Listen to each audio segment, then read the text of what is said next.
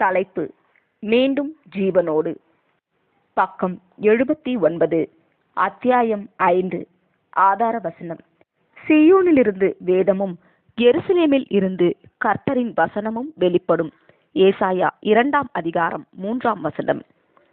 அடுத்த நாளின் பொழுது விடிந்த போது இயல்பாகவே விழித்துக் கொண்டதை உணர்ந்து லெவ் தனக்குள்ளே ஆச்சரியப்பட்டான். முன்பெல்லாம் அலாரத்தினை அணைத்துவிட்டு தூங்குவதில் வல்லவன் என்று பெயர் பெற்றிருந்த லெவ் ஆரோன் விரைவாக படுக்கையிலிருந்து எழுந்தான். பின்பு குளித்துவிட்டு தனது தோட்டத்திற்கு வெளியே நடந்து சென்றான். அவனது முந்தைய வாழ்க்கையின் எந்த ஒரு காலை பொழுதையும் விட இந்த நாளில் 7 மணிக்கு முன்பாகவே நிறைய காரியங்களை அவன் வெற்றிகரமாக முடித்திருந்ததை நினைத்த போது அவனுக்கே சிரிப்பு வந்தது. அவன் தனது சொந்த தோட்டத்தில் இருந்து பழங்களையும் காய்கறிகளையும் சேகரித்ததில் மகிழ்ந்தான். மேலும் லெவ் சுவையான எளிய காலை உணவினை ருசித்தான். லெவ் தனது வீட்டை விட்டு வெளியேறி முந்தைய நாளின் மாலையில் ரெபேக்காலும் ஆலனும் சென்ற அதே சாலையில் நடந்தான். பலர் அதே திசையில் நடந்து கொண்டிருந்தனர். உயிரோடு இருப்பதில் மகிழ்ச்சியுடனும் ஒரு புதிய நாளை பற்றிய மிகுந்த ஆர்வத்துடனும் லெவ் சுறுசுறுப்பாக நடந்தான். தனக்கு முன்னால் இருந்த அந்த நபர்களின் வேகத்திற்கு ஈடு கொடுக்க வேண்டும் என்ற எண்ணம் திடீரென்று வந்தபோது லெவ் ஆச்சரியப்பட்டான். வழக்கமாக அவன் தனிமையில் இருப்பதையே விரும்புவான். ஆனால் இன்று அவர்களுடன் பேச வேண்டும் என்பது போல் உணர்ந்தான். லெவ் ஒரு சில அடிகள் முன்னேறி அவர்கள் அருகே வந்தான். ஷாலோம், நான் உங்களுடன் சேர்ந்து கொள்ளலாமா என்று மூச்சு வாங்கியபடி லெவ் கேட்டான். ஷாலோம், நிச்சயமாக, நாம் இதுவரை சந்தித்து கொண்டதில்லையே என்றார்கள். ஓ ஆமாம், என் பெயர் லெவ், லெவ் ஆரோன். லெவ் தனது புதிய நண்பர்களுடன் கை குலுக்க தன் கையை நீட்டினான். லெவ் ஆரோன், நீங்கள் உயிர்த்தெழுந்து வருவீர்கள் என்று உங்கள் குடும்பத்தினர் கூறியது போல நீங்கள் வந்துவிட்டீர்கள் என்று ஒரு பெண் சொன்னாள். ஆமாம், சரியான நேரத்தில்தான் என்று ஒரு இளைஞன் கூறினான். நீங்கள் அந்த பக்கம் உள்ள சாலையில்தானே வசிக்கிறீர்கள் என்று அவர்களில் ஒருவர் கேட்டார். உங்கள் குடும்பத்தினர் உங்களுக்கான வீட்டை கட்டுவதை நாங்கள் பார்த்திருக்கிறோம் என்று இன்னொருவர் கூறினார். லெவ் தன்னை பற்றின பல தகவல்களை அவர்கள் கூற கேட்டான். ரெபேக்கால் தானே உங்களது மனைவி மற்றும் ஆலன் தானே உங்களது மகன்? உங்கள் குடும்பம் நல்லதொரு குடும்பம் என்று கூறினார்கள். அவர்கள் எல்லோருடைய அக்கறையானது தன்னை பற்றின அனைத்தையும் அவர்கள் தெரிந்திருப்பார்களோ என்ற சந்தேகத்தை லெவ்விற்கு கொடுத்தது. என் காலனியின் அளவை கூட நீங்கள் அறிந்திருப்பீர்கள் போல என்று லெவ் சற்று எரிச்சலுடன் கூறினான். அவனை சூழ்ந்திருந்த மக்கள் சிரிப்பை அடக்க முடியாமல் நின்றார்கள். இல்லை, உண்மையில் உங்கள் காலனியின் அளவு எனக்கு தெரியாது. நல்ல செய்திகள் இங்கே வேகமாய் பரவுகிறது என்று அந்த இளைஞன் பதிலளித்தான். பின்பு சற்று நிறுத்தி, சரி, காலை வழிபாட்டில் நீங்கள் எங்களுடன் சேரப்போகிறீர்களா என்று கேள்வியாகவும் அழைப்பாகவும் அமையும் விதத்தில் கேட்டான். அப்படித்தான் நினைக்கிறேன் என்று ஒன்றும் புரியாமலேயே லெவ் பதிலளித்தான். ஆர்வம், பரவசம் மற்றும் தயக்கம் போன்ற உணர்வுகளின் கவலையை அவன் உணர்ந்தான். இந்த உணர்ச்சிகளின் கவலைகள் பழக்கப்பட்ட ஒன்றாக அவனுக்கு மாறத் தொடங்கினது. முன்பு பக்கவாதத்தால் பாதிக்கப்பட்டவரான ஜான் எனும் தலைப்பின் கீழ் காணலாம். ஹலோ லெவ், நான் ஜான். அகலமான முகத்துடன் மெல்லிய பொன்னிற கேசத்துடன் ஓர் இளைஞன் லெவ்விடம் கை கொடுத்தான். லெவ்விற்கு ஏற்பட்ட அசௌகரியத்தை அவன் உணர்ந்தான். அந்த உணர்வை குறைக்க முடியும் என்ற நம்பிக்கையில் உற்சாகமான குரலில் அவன் பேசத் தொடங்கினான். உண்மையில் நீங்களும் நானும் ஒருவருக்கொருவர் பரிச்சயமற்றவர்கள்தான். ஆனாலும் ஒன்றாக நடக்கிறோம். நிச்சயமாகவே இப்படி நடப்பது ஒரு நல்ல உணர்வை தருகிறது. இந்த உணர்வினை இழக்க நான் விரும்பவில்லை என்று ஜான் கூறினான். லெவ் தனது புருவங்களை உயர்த்தி தன் நடையின் வேகத்திற்கு ஈடு கொடுத்து தன் அருகே வந்து தன்னிடம் பேசிய மனிதனை பார்த்தான். நீங்கள் லெவ்விற்கு ஒரு சிறிய அறிமுகத்தை கொடுத்தால் அவரால் உங்கள் உற்சாகத்தை புரிந்து கொள்ள முடியும் என்று இளம்பெண் ஒருவர் புன்னகையுடன் பரிந்துரைத்தாள். நல்ல யோசனை மார்ஷா, நன்றி என்று கூறி ஜான் லெவ்வை பார்த்தான். நான் கூறுவது உங்களுக்கு நகைச்சுவையாக தோன்றும், ஆனால் நான் கூறும் ஒவ்வொரு வார்த்தைகளும் உண்மையானவைகளே. பாலஸ்தீன கிளர்ச்சியில் நான் என் முதுகெலும்பில் குண்டு துளைத்து காயமடைந்தேன். என்னுடைய கழுத்தில் இருந்து பாதம் வரை செயல்பட முடியாது. அதனால் முடங்கினேன் என்று ஜான் விவரித்தான். ஜான் கூறியதை கேட்டு லெவ் தனது நடையின் வேகத்தை குறைத்து கொண்டான். மேலும் ஜான் தன்னோடு நட்போடு பழக முயற்சித்ததையும் தான் அவனிடம் கடுகடுப்பாக நடந்து கொண்டதையும் நினைத்து லெவ் வெட்கமடைந்தான். பழைய உலகில் கசப்பான மற்றும் கோபமான மனிதனாக தான் எப்படி இருந்தான் என்பதை ஜான் விவரித்தான். பக்கவாதத்தின் காரணமாக மற்றவர்களை முழுமையாக சார்ந்திருப்பதை அவமானமாகவும் இழிவானதாகவும் மற்றும் பெரும் சுமையாகவும் நினைத்தேன் என்றான். அந்த நாட்கள் என் வாழ்க்கையின் இருண்ட நாட்களாக இருந்தன. இனி முற்றிலுமே பிரயோஜனமற்றவனாகவும் எப்போதுமே மற்றவர்களுக்கு சுமையாகவும் நான் என்னை கண்டேன். என்னால் என் மூக்கை கூட சொரிய முடியவில்லை. என் வாழ்க்கையை முடித்துக் கொள்ள விரும்பினேன் என்று ஜான் கூறினான். மனநோயாளி ஆகாமல் எப்படி இருந்தீர்கள் என்று லெவ் வினவினான். ஒரு நாள் இந்த எண்ணம் என் உள்ளுணர்வில் தோன்றியது. என் உடலைப் போலவே என் குணமும் முடங்கி போய்விட்டது என்பதை உணர்ந்தேன். எனது உடல் இயக்கத்தையோ அல்லது ஒருங்கிணைப்பையோ பெற என்னால் ஒன்றும் செய்ய முடியாது. ஆனால் என் சிந்தையை செயலிழக்க செய்திருந்த கோபம் மற்றும் எதிர்மறையான எண்ணங்களை ஏதாவது செய்ய வேண்டும் என்று உணர்ந்தேன். எனவே நான் குணலட்சணத்தினை வலிமை பெற செய்யும் பயிற்சியினை செய்ய துவங்கினேன் என்று ஜான் பதிலளித்தான். குணலட்சணத்தை வலிமை பெற செய்யும் பயிற்சியா என்று லெவ் கேட்டான்.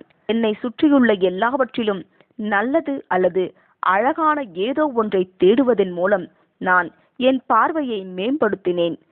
நகைச்சுவையான கதைகளின் நாடாக்களை டேப்ஸை உருவாக்கி மக்களை சென்றடைவதற்கான வழிகளை கண்டறிவதன் மூலம் எனது மனதின் கரங்களை நீட்டினேன். அதிலும் குறிப்பாக என்னை கவனித்துக் கொள்பவர்களிடத்தில் விடாமுயற்சியுடனும் பொறுமையுடனும் இருக்கும் எனது ஆற்றலை வளர்ப்பதன் மூலம் மனதிற்கு பயிற்சி அளித்தேன். உங்களுக்கு இப்போது புரிந்திருக்கும் என நினைக்கிறேன். எனது கண்ணோட்டத்தை மாற்றியதின் மூலம் காலப்போக்கில் இவைகள் வேலை செய்தன. அவ்வப்போது நான் மனச்சோர்வு அடைந்து கொண்டுதான் இருந்தேன். ஆனால் என் மனநிலை படிப்படியாக மாறியது. மேலும் படிப்படியாக மீண்டும் என் வாழ்க்கை வாழ தகுதியானதாக மாறியது என்று ஜான் விளக்கினான். ஆஹா என்று லெவ் சத்தமிட்டான். இந்த ஒரு வார்த்தை மாத்திரமே லெவ்வால் சொல்ல முடிந்தது. கேட்கவே அற்புதமாக இருக்கிறது என்று பிற்பாடு கூறினான். சில ஆண்டுகளுக்கு பிறகு நான் இரத்த புற்றுநோயால் இறந்து விட்டேன். பின்பு எனக்கு நினைவில் இருக்கும் காரியம் நான் உயிர்த்தெழுந்த நாள்தான். நான் படுக்கையில் இருந்ததும் என் கால் விரல்கள் ஏன் அசைகின்றன என்று நான் ஆச்சரியப்பட்டதும் தான். இந்த புதிய உலகில் என்னுடைய புதிய வாழ்க்கையின் முதல் நாளில் நீங்கள் என்னை பார்த்திருக்க வேண்டும் என்று ஜான் கூறினான். அந்த இளைஞன் ஜான் அவனது தோட்டத்தை சுற்றி குதிப்பது, சத்தமிடுவது மற்றும் வெறும் காலுடன் ஓடுவது போன்றவற்றை லெவ் கற்பனை செய்து பார்த்தான். இங்கே பாருங்கள் என்று ஜான் அமைதியாக கூறினான். பின்பு சில அடிகள் முன்னால் ஓடி 3 முறை குட்டிக்கரணம் அடித்து சுழன்றான். பிறகு ஒரு காலை ஊன்றியபடியும் 2 கரங்களையும் 2 புறங்களில் நீட்டியபடியும் தன்னுடைய கண்களில் வெற்றி களிப்புடன் காட்சியளித்தான். லெவ், கிறிஸ்துவின் வல்லமை நாம் நினைத்து பார்க்க முடியாத அளவிற்கு அதிகமாக உள்ளது என்று நீங்கள் நினைக்கவில்லையா என்று ஜான் வினவினான். லெவ் அடக்க முடியாமல் சிரித்தான். ஜானின் குழந்தைத்தனமான நன்றியுணர்வையும் உற்சாகத்தையும் புரிந்து கொள்ள முடிந்தது. இருந்தாலும் அவனால் இவற்றை கிறிஸ்துவின் வல்லமையோடு தொடர்புபடுத்தி பார்க்க முடியவில்லை. ஜான் தன் கால்களை கொண்டு காண்பித்த வித்தையை நிறுத்திவிட்டு சாதாரணமாக லெவ்வோடு இணைந்து நடக்கத் தொடங்கினான். நாம் வழிபாட்டு ஆராதனை நடக்கும் இடத்திற்கு வந்துவிட்டோம் என்று ஜான் கூறினான். லெவ்வின் முதல் வழிபாட்டு ஆராதனை எனும் தலைப்பின் கீழ் காணலாம். அவர்கள் ஆராதனை ஸ்தலத்தை நெருங்கியதும் லெவ் கவனித்த முதல் விஷயம் 4 குழுவால் இசைக்கப்பட்ட இசை மெய்மறக்கும் வகையில் காற்றை நிரப்பியிருந்தது. நாற்காலிகளிலும் மற்றும் பெஞ்சுகளிலும் கிட்டத்தட்ட 40 பேர் அமர்ந்திருந்த ஒரு பெரிய முற்றத்திற்குள் அவர்கள் நுழைந்தார்கள். லெவ் மகிழ்ச்சியாக இருந்தான் மற்றும் ரெபேக்காளையும் ஆலனையும் கண்டதில் நிம்மதியடைந்து அவர்களுக்கு நேர் பின்னால் அமர்ந்தான். ஆராதனை நடத்துபவர்கள் இருதயத்திலிருந்து பாடிய சங்கீதம் 145 வார்த்தைகளை தெளிவாக கேட்டான். கர்த்தர் எல்லோர் மேலும் தயவுள்ளவர். அவர் இரக்கங்கள் அவருடைய எல்லா கிரியைகளின் மேலும் உள்ளது. கர்த்தாவே, உம்முடைய கிரியைகள் எல்லாம் உம்மை துதிக்கும். உம்முடைய பரிசுத்தவான்கள் உம்மை ஸ்தோத்தரிப்பார்கள். மனுபுத்திரருக்கு உமது வல்லமையுள்ள செய்கைகளையும் உமது ராஜ்யத்தின் சிறந்த மகிமை பிரஸ்தாபத்தையும் தெரிவிக்கும்படிக்கு உமது ராஜ்யத்தின் மகிமையை அறிவித்து உமது வல்லமையை குறித்து பேசுவார்கள். ஆராதனை நடத்துபவர்களின் வார்த்தைகளும் இசையும் லெவ்வை தொட்டன. மேலும் ஜேக், ரெபேக்கால் மற்றும் அவனது குடும்ப உறுப்பினர்கள் ஒவ்வொருவரும் இந்த புதிய உலகத்தை குறித்து ஆர்வத்தோடு பகிர்ந்திருந்த விஷயங்கள் லெவ்வின் நினைவிற்கு வந்தது. ஒருவர் எழுந்து சங்கீதத்திலிருந்து சில வசனங்களை வாசித்தார். கர்த்தர் விழுகிற யாவரையும் தாங்கி மடங்கடிக்கப்பட்ட யாவரையும் தூக்கி விடுவார். எல்லா ஜீவன்களின் கண்களும் உம்மை நோக்கி கொண்டிருக்கிறது. ஏற்ற வேளையிலே நீர் அவைகளுக்கு ஆகாரம் கொடுக்கிறீர். நீர் உமது கையை திறந்து சகல பிராணிகளின் வாஞ்சையையும் திருப்தியாக்குகிறீர். இந்த வார்த்தைகளை ஆராதனை நடத்துபவர் கூறிய போது மனதை விழித்தெழ பண்ணி சரீரத்தை புத்துயிர் அடைய செய்து வயதான செயல்முறையை மாற்றியமைக்கும் ஏதேனின் பழம் குறித்து அவனது குடும்பம் அவனிடம் கூறியிருந்தது லெவ்வின் ஞாபகத்திற்கு வந்தது. தேவனையும் மற்றும் முற்பிதாக்களையும் ஏற்றுக்கொண்ட தேசங்களுக்கு மாத்திரம் அந்த பழம் கிடைக்கும் என்று அவனது குடும்பம் அவனிடம் கூறியிருந்ததை குறித்தும் லெவ் நினைத்து பார்த்தான். அது தேவனிடமிருந்து வந்தது. அவர் தமது கையை திறந்து தமது மக்களின் வாஞ்சையை திருப்தியாக்குகிறார் என்பதை லெவ் தொடர்புபடுத்தி பார்த்தான். ஆராதனை நடத்துபவர் லெவ்விற்கு அறிமுகமில்லாத இன்னும் சில வசனங்களை தொடர்ந்து வாசித்தார். மரித்தோர் தேவகுமாரனுடைய சத்தத்தை கேட்கும் காலம் வரும். அது இப்பொழுதே வந்திருக்கிறது. அதை கேட்கிறவர்கள் பிழைப்பார்கள். தேவகுமாரன் என்ற வார்த்தையால் லெவ் தன்னை இறுக்கமாக உணர்ந்தான். மேலும் சபையார் மீண்டும் பாடலில் இணைந்த போது அவன் தரையையே பார்த்து கொண்டிருந்தான். லெவ் ஆராதனை நடத்துபவர்களை கவனித்தான். அந்த இடம் கிறிஸ்துவை தங்களது மேசியாவாக பாடி துதித்த யூத சகோதர சகோதரிகளால் நிறைந்திருந்தன. கிறிஸ்துவை அவர்கள் தேவனுடைய அன்புடனும் மற்றும் அனைத்து தேசங்களும் விரும்பியதை நிறைவேற்றுவதுடனும் தொடர்புபடுனர். அது அவனை குழப்பத்தில் ஆழ்த்தியது. மேசியாவை பற்றிய தங்களது முந்தைய நாள் விவாதத்தில் அவர் நமக்கு எதிராக குற்றம் சுமத்த நம்மை மீட்கவில்லை, மாறாக நம்மை விடுவிக்கவே மீட்டார் என்ற ஜேக்கின் வார்த்தைகளை லெவ் நினைவு கூர்ந்தான். ஆர்வம், பரவசம், அங்கீகரிப்பு போன்ற பழக்கமான முப்பரிமாண உணர்வுகளையும் அதே சமயத்தில் உள்ளான எதிர்ப்பையும் லெவ் உணர்ந்தான். அவனுக்குள் இந்த உணர்வுகள் ஊசலாடத் தொடங்கின. லெவ் சிந்தையில் ஆழ்ந்திருந்தான். மேசியாவின் மீதான முரண்பாடான எண்ணங்கள் மாறத் தொடங்கின. அவன் தனது இருதயத்தில் மேசியாவை ஏற்றுக்கொள்ளுவதையும் மற்றும் நன்றியுணர்வு அதிகரிப்பதையும் கண்டான். பழைய உலகில் மேசியாவின் உதவியின்றி தனது விரக்தியிலிருந்து வெளியேறிய ஜானை பற்றி அவன் நினைத்தான். அவர் நேர்மையான சிந்தனையை பயன்படுத்தி இருந்தாலும் அது ஜானின் பிரச்சனையை முழுவதுமாக தீர்க்கவில்லை. நிச்சயமாக மேசியா மட்டுமே ஜானுக்கு விரக்தியின் ஆழத்திலிருந்தும் கடும் துயரத்திலிருந்தும் இன்று அவர் காணும் தரையற்ற மகிழ்ச்சியை கொடுத்திருக்க முடியும். அன்பும் சர்வ வல்லமையும் உள்ள ஒருவரால் மட்டுமே இது போன்ற அற்புதமான காரியங்களை செய்ய முடியும். மேலும் எனக்கு மேசியாவையும் மற்றும் இந்த புதிய வாழ்க்கையையும் புரிந்து கொள்ள உதவுங்கள் என்று லெவ் ஜெபித்தான். ஆராதனை முடிந்ததும் லெவ் எழுந்து குழப்பத்தோட கதவை நோக்கி நடந்தான். ஹாய் லெவ், நீங்கள் இங்கேயா இருக்கிறீர்கள்? என்ன யோசித்துக் கொண்டிருக்கிறீர்கள் என்ற ரெபேக்காலின் குரல் அவனை மீண்டும் நிகழ்காலத்திற்குள் இழுத்தது. மறக்க முடியாத ஆராதனை. ஓ, வித்தியாசமாக இருந்தது. எனக்கு பிடித்திருந்தது, ஆனால் குழப்பமாகவும் இருக்கிறது என்று லெவ் அவனது வார்த்தைகளில் தடுமாறினான். அவன் ரெபேக்காலின் கண்களில் தெரிந்த புரிந்து கொள்ளுதலைக் கண்டு ஆறுதல் அடைந்தான். நீ ஏன் ஆராதனை பற்றி என்னிடம் சொல்லவில்லை என்று லெவ் அவளிடம் கேட்டான்.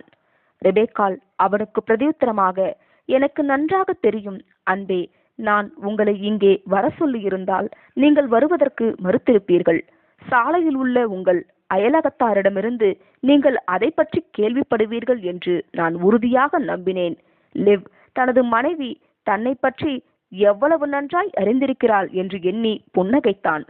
லெவ்விற்கு திடீரென்று உணர்வுகள் மாறும் போதெல்லாம் அவனை அமைதிப்படுத்தும் அந்த தேநீரை நினைவு கூர்ந்தவனாக, எனக்கு இப்போது அந்த தேநீர் தேவைப்படுகிறது என்றான். ஓ, நீங்கள் அந்த தேநீரை கவனித்துள்ளீர்களா? நாங்கள் அதை உயிர்த்தெழுதல் தேநீர் என்று அழைக்கிறோம். அந்த தேநீர் அனைவருக்கும் நல்லது என்றாலும் கூட குறிப்பாக உயிர்த்தெழுப்பப்பட்டவர்களுக்கே நல்லது. அவர்கள் இந்த சூழ்நிலைக்கு ஒத்துப்போவதற்கு எடுத்துக்கொள்ளும் காலப்பகுதிகளில் உதவியாக இருக்கும்.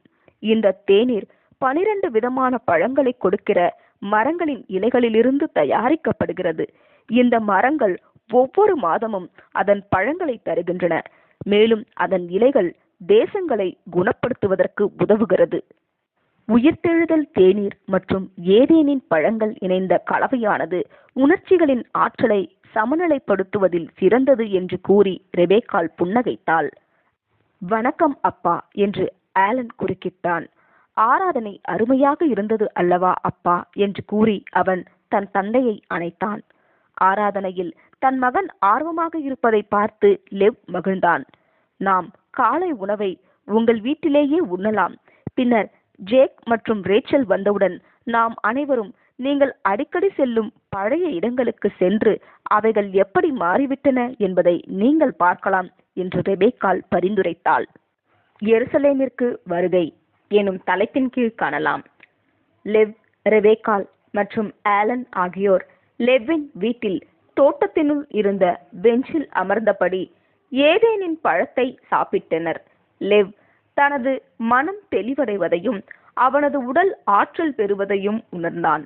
தன்னுடைய இயல்பான நன்கு பேசும் பழக்கத்தை மறுபடியும் பெறுவதை லெவ் உணர்ந்தான். நீ சொல்லுவது சரிதான் ரெபேக்காள். இந்த ஏதேனின் பழத்தில் ஏதோ ஒன்று இருக்கிறது மற்றும் இது உடலியக்க அமைப்பினை சமநிலைப்படுத்துகிறது. ஆதாமும் ஏவாளும் சாப்பிட்ட அதே உணவினை என் சொந்த தோட்டத்திலிருந்து நானும் சாப்பிடுவேன் என்று நினைக்கவில்லை என்று கூறி லெவ் சிரித்தான். என் முந்தைய உணவினை நான் மறந்து விடுவேன் என்று நீ சொன்னதும் சரிதான். சரி, அது இருக்கட்டும். நன்மை தீமை அறியத்தக்க மரம் எங்கே என்று லெவ் கேட்டான். அந்த மரம் உங்கள் தோட்டத்தில் இல்லை அப்பா என்று ஆலன் பதிலளித்தான். ஏன் இல்லை? எனக்கு ஏற்கனவே தீமை பற்றி நிறைய தெரியும். நான் நன்மை பற்றியும் நிறைய கற்றுக்கொள்ள ஆரம்பித்து விட்டேன். அதனால் அந்த மரம் எனக்கு உதவாதா? அந்த மரம் ஏன் என் தோட்டத்தில் இல்லை என்று லெவ் மறுபடியும் வினவினான். காரியங்கள் இப்போதுள்ளபடி இருப்பதற்கு ஒரு காரணம் இருக்கிறது.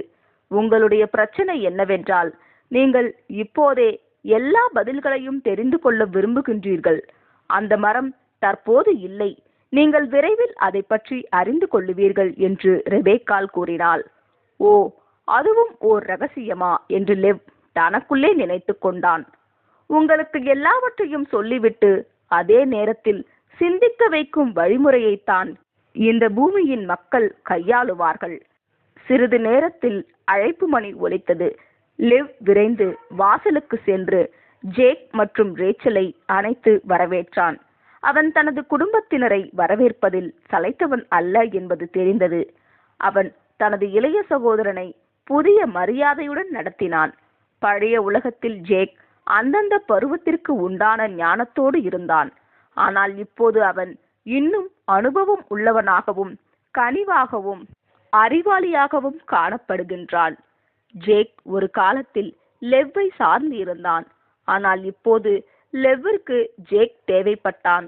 இந்த புதிய வாழ்க்கையில் உறவுகள் மாற்றத்திற்கு உட்பட்டவை என்று லெவ் தனக்குத்தானே நினைத்து கொண்டான்.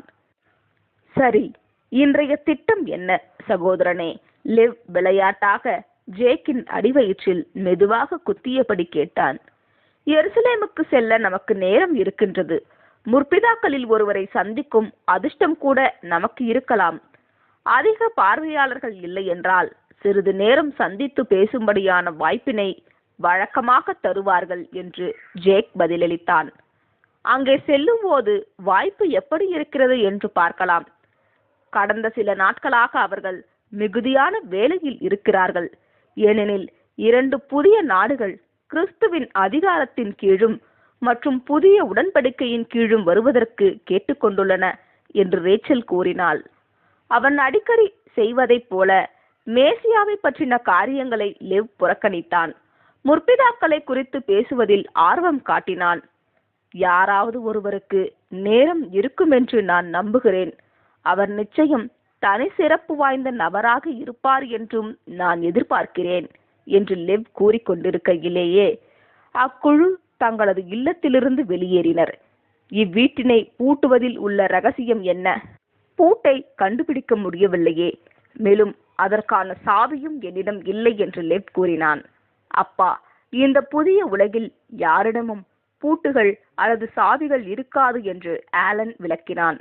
இப்படித்தான் ஈக்கொல்லிகள் மற்றும் கொசுக்கொல்லி தெளிப்பான்கள் விஷயத்திலும் உள்ளது அப்பா.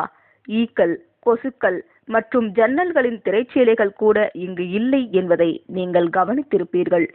குற்றங்கள் இங்கு நடப்பதில்லை என்று ஆலன் விளக்கினான். லெவ் தோலை குலுக்கினான். இந்த உலகில் திருடர்கள் இருக்க மாட்டார்கள் என்பதை இன்னமும் நம்ப முடியாதவனாக என்னவோ என்று முணுமுணுத்து அலட்சியமாக கடந்து போனான். அவர்கள் நால்வரும் ஜேக்கின் சிறிய வேனில் ஏறி பாதுகாப்பு பெல்ட்டை அணிந்து கொண்டனர். வேன் சிறியதாக இருந்த போதிலும் வசதியாக இருந்தது. மோட்டார் சத்தமின்றி இருப்பதை லெவ் கவனித்தான். புதிய உலகில் வேகத்திற்கான வரம்புகளோ அல்லது வேக தடைகளோ எதுவும் இல்லை என்று லெவ் எண்ணியவாறு, இந்த வண்டி பறந்துவிடும் போல என்று அவன் கேட்டான். முடியாது லெவ், நாம் நமது வாகனங்களை குறைந்த வேகத்தில் இயக்குகிறோம். அவசரப்படுவதற்கு எந்த காரணமும் இல்லை. அதனால் விபத்துக்கள் ஏற்படுவதற்கான அபாயங்கள் குறைந்துள்ளது. ஒவ்வொரு காரிலும் சென்சார்கள் உள்ளன. அதனால் ஏதாவது சாலையின் குறுக்கே வந்தால் வண்டி அதுவாகவே நின்றுவிடும். ஜேக் தனது வேனின் முன்பகுதியை பழைய நண்பனை தட்டுவது போல மெல்ல தட்டினான். இந்த புதிய உலகில் யாரோ ஒருவர் எல்லாவற்றையும் பற்றி கருத்துடன் சிந்திக்கிறார் போல என்று கூறி லெவ் புன்னகைத்தான். அவர்கள் இடைவிடாமல் தொடர்ந்து பிரயாணம் செய்து கொண்டே உரையாடலை தொடர்ந்தனர். சிறிது நேரம் கழித்து அவர்கள் ஒரு மலையின் உச்சியை அடைந்தனர். அங்கே இருந்து பிரியமான நகரத்தினை பார்க்க முடிந்தது. முழு நிலப்பரப்பும் பழத்தோட்டங்கள் மற்றும் சிறிய வீடுகளால் நிறைந்திருந்தது. அவர்கள் வண்டியில் போய்கொண்டிருக்கையில் அவ்வப்போது வழியில் சில பெரிய கட்டிடங்களை பார்த்தார்கள். இவைகள் என்ன கட்டிடங்கள் என்று லெவ் பிரமித்து பார்த்து கேட்டான். அவைகள் தொழிற்சாலைகள். எளிமையான மற்றும் மிக திறமையான முறைகளை பயன்படுத்தி நமக்கு தேவையான பொருட்களை தயாரிக்க நமக்கு கற்பிக்கப்பட்டுள்ளது. ஆடைகள், கட்டுமான பொருட்கள் மற்றும் அதிக அளவில் தேவைப்படும் பிற பொருட்களை நாங்கள் தயாரிக்கிறோம். பொருட்களின் தரம் உயர்ந்ததாய் இருக்கும் மற்றும் முற்றிலும் மறுசுழற்சி செய்யப்படுகின்றன. எதுவும் வீணாகாது என்று ஜேக் பதிலளித்தான். ஒவ்வொரு தேசமும் இஸ்ரேலுடன் இணையும் போது இதே நடைமுறைகள் பின்பற்றப்படுகின்றன. எல்லா விஷயங்களும் பரவலாக்கப்பட்டுள்ளன. பெரிய நகரங்கள் பூங்காக்களாகவும் மற்றும் அடர்த்தியான மரங்கள் நிறைந்த சோலைகளாகவும் மாற்றம் பெற்றுள்ளன. ஆனால் கலை, அருங்காட்சியகங்கள், சமூக தேவைகளுக்கான கண்காட்சிகள் மற்றும் கலாச்சார மையங்கள் போன்ற சிறப்பு தேவைகளுக்கு மக்கள் சிறிய நகரங்களுக்குத்தான் செல்ல வேண்டும் என்று ரேச்சல் கூறினாள். என்னென்ன பொழுதுபோக்குகள் எனும் தலைப்பின் கீழ் காணலாம்.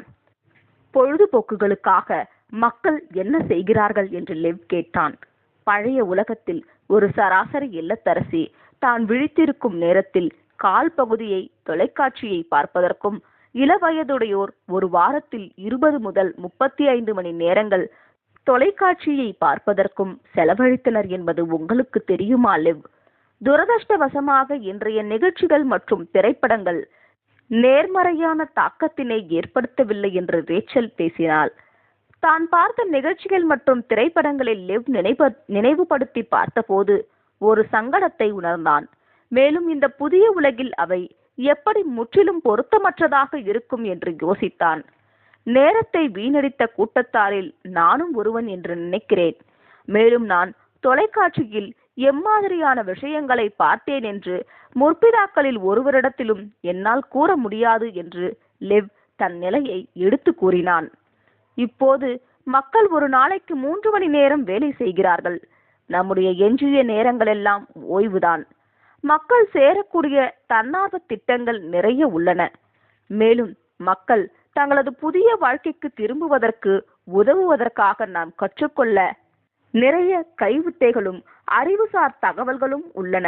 வீடுகள், மரச்சாமான்கள், ஆடைகள் மற்றும் உபகரணங்கள் ஆகியவை மக்களை மீண்டும் வரவேற்க தயாராக இருக்க வேண்டும்.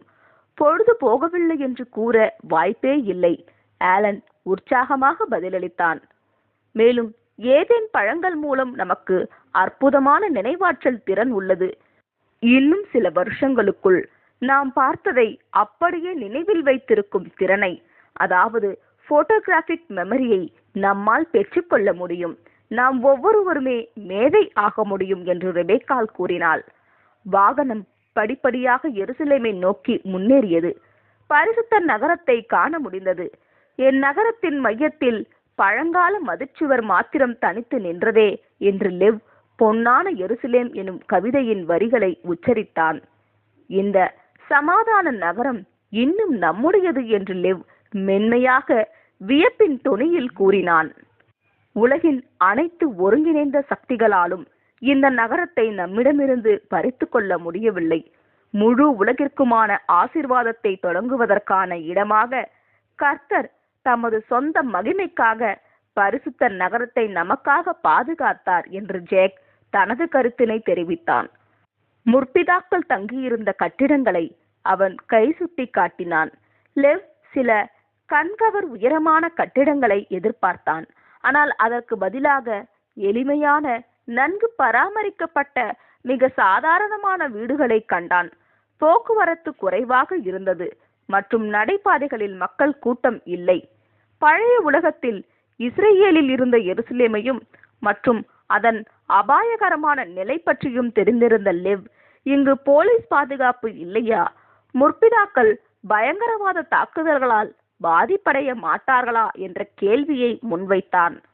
அப்பா, எது உங்களை அவர்கள் பாதுகாப்பின்றி உள்ளார்கள் என்று என்ன செய்தது? முற்பிதாக்களில் எவருக்கேனும் எதிராக தங்களில் ஒரு விரலையேனும் தூக்குபவர்கள் யாராக இருப்பினும் அவர்களின் நிலை வருத்தத்திற்குரியதாகிவிடும் என்பதை நீங்கள் இன்னும் புரிந்து கொள்ளவில்லை. யாரையும் புண்படுத்துவதையோ அல்லது அழிப்பதையோ தடுக்கும் வல்லமை மிக்க ஆவிக்குரிய படைகள் இங்கு உள்ளன என்று ஆலன் விளக்கினான்.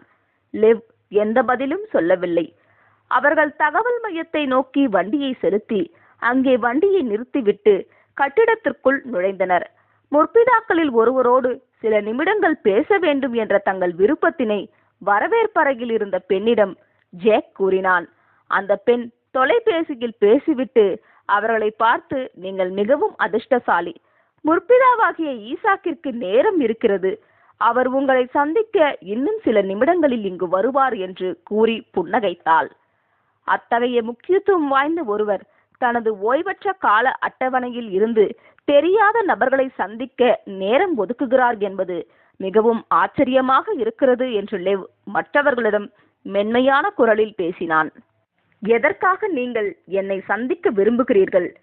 பின்னாலிருந்து ஒரு குரல் அவர்களிடம் பேசியது.